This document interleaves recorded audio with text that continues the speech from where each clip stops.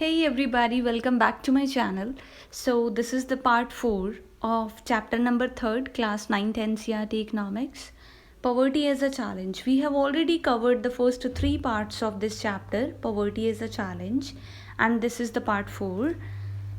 We have discussed about the problems faced by the rural poor and the steps taken by the central government or the planning commission to reduce or remove poverty from the rural areas. Now we are gonna discuss about the problems faced by the urban poor. देखो urban में जो poor people हैं उनके लिए कौन कौन सी problems हैं. फर्स्ट है lack of proper housing facilities. देखो अर्बन एरियाज़ में स्लम एरिया बहुत ज़्यादा होता है, स्पेस कम होती है, पॉपुलेशन ज़्यादा होने की वजह से they do have very less space to reside. Slum area होगा तो उससे क्या होगा, अनहाइजीनिक एनवायरनमेंट, तो एनवायरनमेंट हाइजीन नहीं होगी, हाइजीनिक नहीं है तो डिजीज़ होने के चांसेस ज़्यादा हैं. No social security schemes. देखो जितनी भी सोशल सिक्योरिटी स्कीम्स होती हैं उनमें से most of the schemes are for the rural poor, not for the urban poor. तो वो पुअर पीपल जो अर्बन एरियाज़ में हैं उनको इन स्कीम्स का कुछ बेनिफिट नहीं हो पाता. Next is lack of opportunity to quality health and educational services. देखो जो लोग स्लम एरिया में रह रहे होते हैं, जिनके पास प्रॉपर हाइजीनिक एनवायरनमेंट नहीं है, कोई सोशल सिक्योरिटी स्कीम्स का कोई बेनिफिट नहीं है, एजुकेशन एंड हेल्थ में उन्हें कुछ खास बेनिफिट नहीं मिलता, तो उनके लिए ऐसी अपॉर्चुनिटीज़ भी बहुत कम होती हैं कि उनके पास क्वालिटेटिव हेल्थ हो जाए या फिर क्वालिटेटिव एजुकेशन हो जाए. क्योंकि अर्बन एरियाज़ में जितने भी एजुकेशनल इंस्टीट्यूट होते हैं यूजुअली दे आर प्राइवेट होने की वजह से they do have profit motive. Profit की वजह से admission fee and other expenses ज़्यादा होते हैं, और जो पुअर पीपल हैं they are not able to afford such things, तो उनको एजुकेशन का कुछ खास बेनिफिट नहीं मिल पाता. Next is now the steps taken by the government to remove urban poverty. देखो ऐसा नहीं है कि अगर अर्बन एरियाज़ में पुअर हैं तो उनके लिए फिर कोई स्कीम्स या कुछ नहीं है. So there are different kind of schemes, initiatives taken by the government. First is Nehru Rozgar Yojana. This scheme is for providing the employment opportunities to the poor who reside in the urban areas. PMRY, Pradhanmantri और prime minister रोजगार योजना. इसके तहत क्या है, ये scheme PM prime minister के द्वारा लॉन्च की गई थी, एंड इसके अंडर क्या है, एम्प्लॉयमेंट अपॉर्चुनिटीज़ मिलती हैं. Urban basic services for the poor programme. देखो जो अर्बन एरियाज़ में पुअर हैं उनके लिए PDS सिस्टम के थ्रू फूड वगैरह प्रोवाइड किया जाता है, कुछ बेसिक सर्विसेज दी जाती हैं. National social assistance programme. National level पे कुछ ऐसे हेल्प के लिए प्रोग्राम्स हैं जो अर्बन एरियाज़ के लिए भी हैं. जो लोग अर्बन एरियाज़ में हैं, पुअर है, स्लम एरियाज़ में हैं, तो उनके लिए गवर्नमेंट कुछ फाइनेंशियल हेल्प देती है, उनका सोशल स्टैंडर्ड राइज करने के लिए कुछ हेल्प प्रोवाइड करते हैं, तो वो भी अर्बन एरियाज़ वाले पुअर लोगों के लिए है. Now we are gonna talk about the global poverty. अब देखो क्या है, इंडिया में 21.9% people are absolute poor, and you will be astonished to know that this contributes towards 50% of the world poverty. अगर हम ग्लोबल पॉवर्टी की बात करें, पूरे वर्ल्ड में जितनी भी पॉवर्टी है उसमें 50% कॉन्ट्रीब्यूशन इंडिया का है. देखो इंडिया में हम नेक्स्ट चैप्टर में डिस्कस करेंगे food security. Most important chapter है फूड सिक्योरिटी एंड पॉवर्टी जो हम डिस्कस कर रहे हैं. इसमें से क्वेश्चन यूजुअली पूछे जाते हैं इवन इन द UPSC. देखो क्या है कि आप वर्ल्ड मैप में देख सकते हैं India, I hope you can recognise that. देखो इंडिया में जितनी पॉवर्टी है वो पूरे वर्ल्ड की पॉवर्टी को 50% कॉन्ट्रीब्यूट कर रही है. इंडिया में फूड ग्रेन्स इतने ज़्यादा हैं, हमारे पास बफर स्टॉक है, स्टोरेज कैपेसिटी इतनी है, लेकिन फिर भी जो हम हंगर डेथ रेट की बात करें तो वो भी इंडिया में काफ़ी है.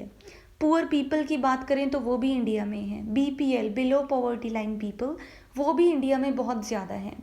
इसके क्या कॉजेज़ हैं, क्यों ऐसा है, वो हम डिस्कस करेंगे नेक्स्ट चैप्टर में.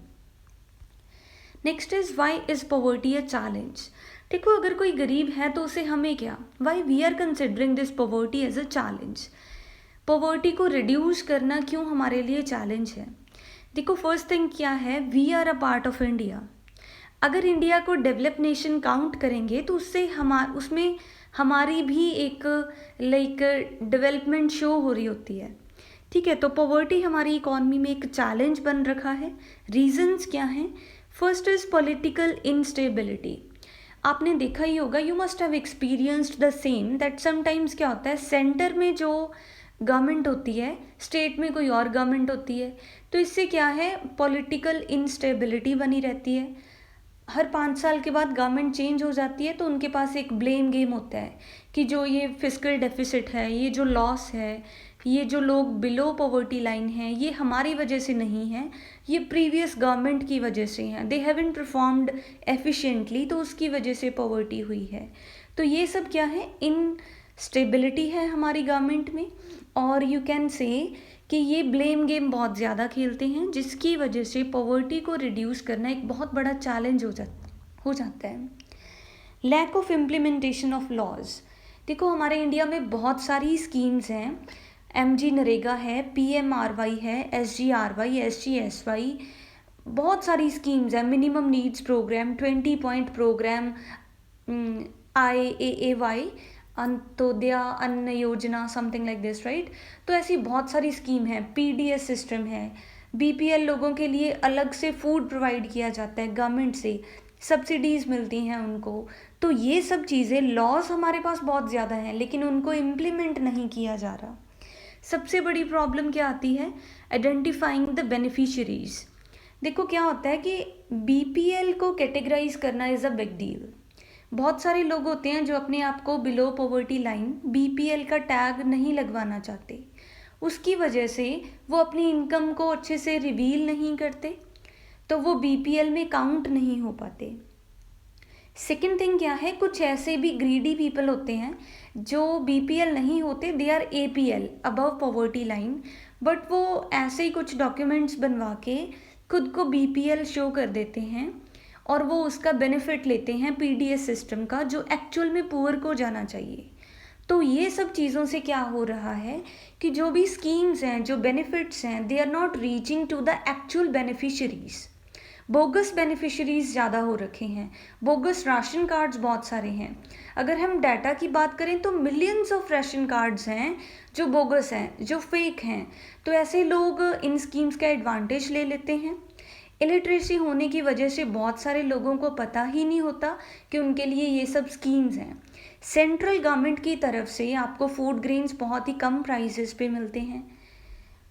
PDS सिस्टम के थ्रू आपको मार्केट से कम प्राइस में गुड्स अवेलेबल की जाती हैं। लेकिन क्या होता है, करप्शन, पिल्फरेज की वजह से जो लोगों की पॉलिटिकल अप्रोच होती है वो ये सब चीज़ों का बेनिफिट लेते हैं, एंड जो पुअर पीपल हैं उनके पास ये बेनिफिट नहीं पहुंच पाता, जिसकी वजह से पॉवर्टी को रिड्यूस करना is a big challenge right now.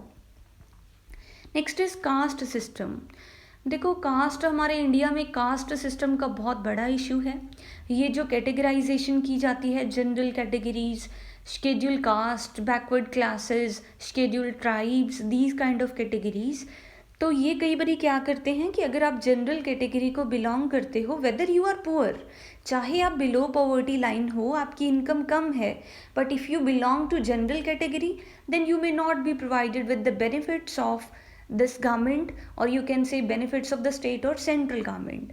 तो ऐसे भी हो जाता है कास्ट सिस्टम की वजह से। एंड कई बार क्या होता है कि जो रिजर्व्ड कैटेगरी हैं, I am talking about few only, not all, कुछ ऐसे भी कैटेगरीज होती हैं जिनके पास इनकम अच्छी होती है लेकिन वो अपनी अप्रोच की वजह से, अपनी कास्ट की वजह से उसका बेनिफिट ले जाते हैं। कुछ जनरल लोग भी ऐसे करते हैं, जनरल कैटेगरी के लोग, उनकी अप्रोच होने की वजह से वो अपनी कास्ट का एडवांटेज लेते हुए बोगस बेनिफिशरी बनते हैं और जो PDS सिस्टम है उससे बेनिफिट ले जाते हैं। तो ऐसे कास्ट सिस्टम का बहुत इश्यू है, जिसकी वजह से पॉवर्टी को रिड्यूस करना is a challenge. Next is no patriotism among the people. देखो, लोगों में ऐसी कोई फीलिंग नहीं है कि अगर आप रिच हो तो आप अपना टैक्स टाइम पे करो, अगर आप टाइम पे इनकम टैक्स डायरेक्ट और इनडायरेक्ट टैक्स पे करते हो तो उससे क्या होगा, वो tax in the form of subsidies will be given to the poor, इससे रिच पुअर का गैप रिड्यूस हो जाएगा। लेकिन रिच लोग क्या करते हैं, अगर उनको टैक्स पे करना होता है, पहली बात तो ये है कि वो टैक्स इवेड करते हैं, टैक्स इवेजन करते हैं, या फिर ऐसे कुछ ना कुछ लूप होल्स हैं हमारे सिस्टम में भी, तो वो उन्हें फाइंड आउट करते हैं टैक्स लॉज के अंडर, वो डिडक्शंस ले लेते हैं जिसकी वजह से वो टैक्स पे नहीं करते। पेट्रियाटिज़म कम है, देशभक्ति की फीलिंग बहुत कम है, जिसकी वजह से हम अपनी रिस्पॉन्सिबिलिटीज़ को टाइम पे नहीं पे करते, एंड टैक्स नहीं पे करेंगे तो पुअर पीपल को सब्सिडीज़ गवर्नमेंट कहाँ से प्रोवाइड करेगी, तो ये भी प्रॉब्लम आती है। Next is no interest for the rich to feed the poor. मैंने आपको पहले ही बताया कि जो रिच हैं उनके दिमाग में ऐसा कोई कॉन्सेप्ट नहीं होता कि हम पुअर लोगों को फीड करेंगे। देखो वैसे तो ये भी बात है, किसी ने कहा है कि don't give a fish to the poor, don't let the poor eat a fish, instead teach him how to gain this fish. This is just a proverb, you can understand, I hope, कि आप ऐसे free में benefits देते रहोगे ना तो उसका एक डिसएडवांटेज भी होता है कि लोग ऐसे फिर हैप्चुअल हो जाते हैं कि हमें तो फ्री में चीज़ें मिल रही हैं, तो वो अपने पोटेंशियल को यूटिलाइज नहीं करते, ये भी एक प्रॉब्लम है। And more over rich person का कोई ऐसा फील नहीं होता कि हम पुअर पर्सनस को फ्री में बेनिफिट दें, तो ये भी एक प्रॉब्लम है। Less subsidy provided by the government. देखो कुछ ऐसे सेक्टर्स हैं जिनमें कोई सब्सिडीज़ नहीं होती, जिसकी वजह से कॉस्ट ऑफ प्रोडक्शन ज़्यादा होती है, प्रॉफिट्स कम हो जाते हैं, इनकम कम होने की वजह से they are not able to expand their business को एक्सपैंड नहीं करेंगे तो एम्प्लॉयमेंट अपॉर्चुनिटीज़ कम, and if less employment opportunities are there, this will lead to unemployment, and unemployment will directly lead to the poverty in the country. Next is poor are not being employed. देखो जो poor people होते हैं, poor कौन है, the persons who are not able to afford the basic necessities of life, food, shelter, cloth, education and health. अब देखो जो कोई पर्सन के पास एजुकेशन नहीं है, they are not qualified enough, तो फिर वो एम्प्लॉयमेंट भी कैसे करेंगे, ठीक है। तो पुअर लोग हैं जो, वो एम्प्लॉयमेंट अपॉर्चुनिटीज़ का भी एज सच कुछ ज़्यादा बेनिफिट नहीं ले पाते। तो इन सब की वजह से पॉवर्टी को रिड्यूस करना, रिमूव करना is a big challenge. So I hope you like this video. Thank you so much for watching. Don't forget to like, share and subscribe if you are new to my channel. Thank you.